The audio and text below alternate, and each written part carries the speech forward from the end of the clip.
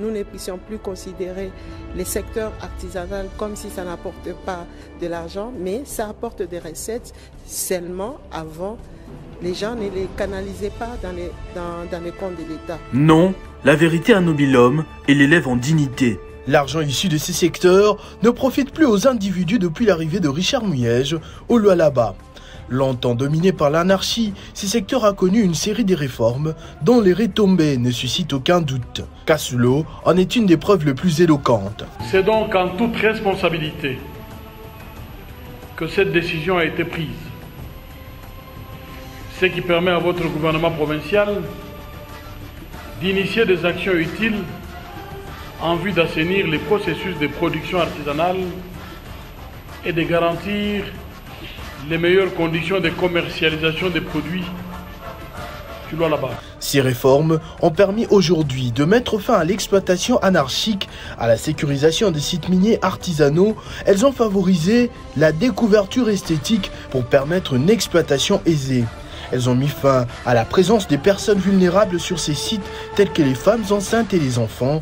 Et je vais surtout insister sur le fait que CDM déploie énormément d'efforts pour nous aider dans notre programme de sortir totalement les enfants des carrières, de sortir totalement les femmes vulnérables des carrières. Ici, une école sera construite, une belle école, pour que les enfants qui sont tentés d'aller dans les carrières soient attirés par la beauté, par le beau, et viennent rejoindre leurs amis qui étudient. De la parole à l'acte, les enfants sortis du site minier de Kassulo se sont vus effectivement dotés de 2 écoles modernes. L'Institut Kimangiste Sifa a été construite et l'école professionnelle Kizito fut entièrement réhabilitée et équipée. Pour protéger davantage les personnes vulnérables, le site de Kassulo a été clôturé. Les mouvements d'entrée et de sortie sont scrupuleusement contrôlés. À l'Istakolwezi, l'ISTEM, l'Unicole, plusieurs auditoires modernes ont été également construits grâce aux fonds générés par les secteurs miniers artisanaux. Aussi, comme vous pouvez le constater, c'est de préparer la relève pour nous rassurer que l'élan de développement que nous créons aujourd'hui sera soutenu et renforcé. Ce qui nous impose comme préalable de parfaire la formation de nos jeunes. Je suis impressionné parce que là on est à la pointe de la technologie.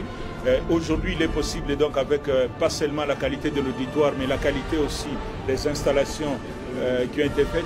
Des étudiants peuvent suivre des cours à partir de tous les points du globe.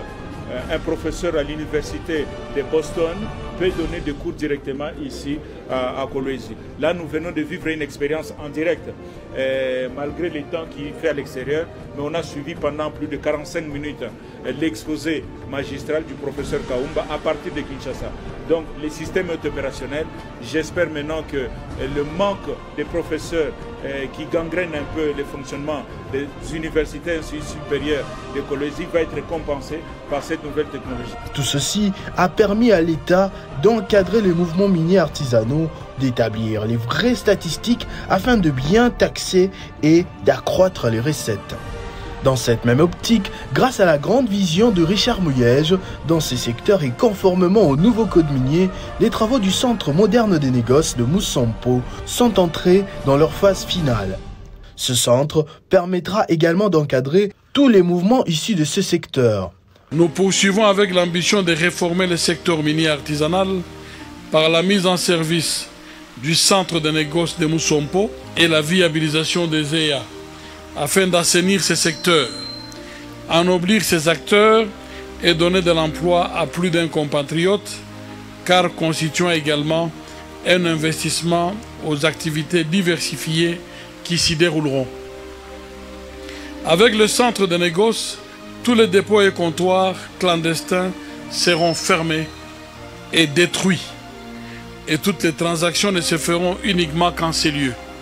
Nous devons donc nous y préparer. Nous nous en voudrons de ne pas informer l'opinion que le centre de négoce de Moussampo a été choisi par le ministère national de l'Industrie comme un des sites de la zone économique spéciale de l'axe sud pour ce qui concerne les industries lourdes et manufacturières axées sur les cuivres, le cobalt et autres. ce qui est une très bonne chose pour la province et son avenir. Il n'y a que les aveugles qui peuvent se permettre de polémiquer autour de telles évidences.